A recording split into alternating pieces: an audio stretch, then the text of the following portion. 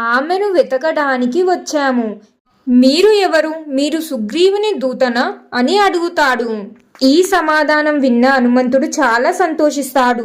వెంటనే తన నిజ రూపంతో రాముడికి నమస్కరించి తాను సుగ్రీవుని దూత అని, సుగ్రీవుడు తన అన్న వాలి భయంతో ఈ పర్వతం మీద తలదాచుకున్నాడని చెబుతాడు.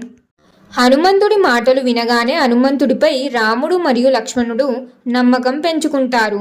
అక్కడి నుండే వారి మధ్య గొప్ప స్నేహం, భక్తి బంధం మొదలవుతుంది. హనుమంతుడు రాముడు మరియు లక్ష్మణుడిని తన భుజాలపై కూర్చోబెట్టుకుని సుగ్రీవుడు తలదాచుకున్న ఋష్యముఖ పర్వతం దగ్గరికి తీసుకుని వెళ్తాడు. అక్కడ హనుమంతుడు రాముడిని మరియు సుగ్రీవుడిని కలుపుతాడు. అప్పుడు వారిద్దరి మధ్య అధికారికంగా మిత్రత్వం ఏర్పడుతుంది. ఈ రాముడు తన భార్య సీతను రావణుడు అపహరించాడని చెబుతాడు. సుగ్రీవుడు తన అన్న వాలి తన రాజ్యాన్ని, భార్య రూమను లాక్కున్నాడని చెబుతాడు. అప్పుడు